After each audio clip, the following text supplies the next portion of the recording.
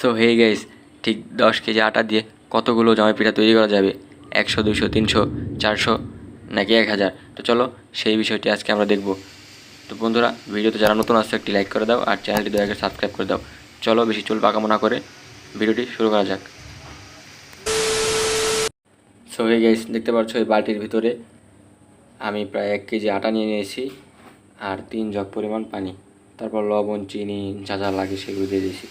তো এখান থেকে আমি ঠিক কতগুলো পিঠা তৈরি করতে পারবো সেটি আমি তোমাদেরকে দেখাবো। দেখতে পাচ্ছ এখানে আছে পিঠা তৈরির জন্য একটি ফ্রেম। তো এটা ওই ময়দার বালতির ভিতর চুবিয়ে তারপর এখানে তেলের ভিতরে যখনই আমরা রাখবো, দেখতে পাচ্ছ বন্ধুরা কত সুন্দরভাবে পিঠাটি ভাজা হয়ে যাচ্ছে।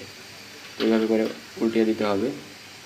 দেখতে পাচ্ছ উল্টানো শেষ, এবার আরেকটি পিঠা দিয়ে দিই। তো গাইস, দেখতে পাচ্ছ কত সুন্দরভাবে আমি আটার মিশ্রণটা তৈরি করছি। তো এবার আবার তেলের ভিতরে ছেড়ে দেখি কী অবস্থা। তো দেখতে পাচ্ছ গাইস, চমৎকারভাবে কিন্তু ভাজা হয়ে যাচ্ছে। এভাবে করে পরপর যখন ভাজা হয়ে যাবে উল্টিয়ে দিতে হবে।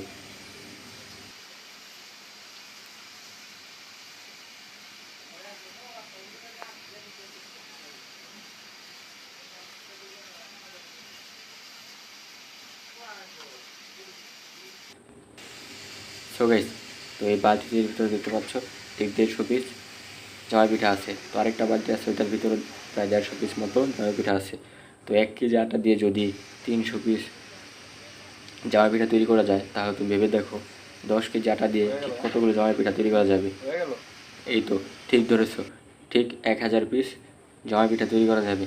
তো বন্ধুরা, একটি জামাই পিঠার দাম যদি 10 টাকা করে হয়, তাহলে ভেবে দেখো যে 1000 পিস জামাই পিঠার দাম কত আসে। সো গাইস, এইটাও তোমরা বলে ফেলেছো, ঠিক 10,000 টাকা বিক্রি করা যাবে। তাহলে গাইস, 1000 পিস জামাই পিঠা বিক্রি করে 10,000 টাকা ইনকাম করা যাবে। তাহলে তুমি চাইলে এই ব্যবসাটি করতে পারো, দারুণভাবে চলবে, মাথা নষ্ট। দেখতে পাচ্ছ কত সুন্দরভাবে পিঠাগুলো তৈরি করা হচ্ছে।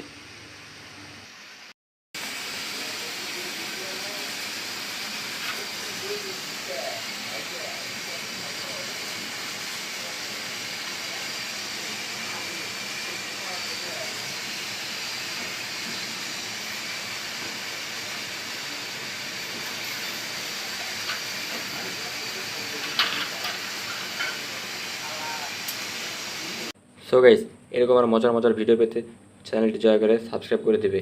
আর এই ভিডিওটি যদি একটুও ভালো লেগে থাকে তাহলে একটু অবশ্যই লাইক দেবে আর কমেন্ট করে জানাবে যে কেমন লেগেছে।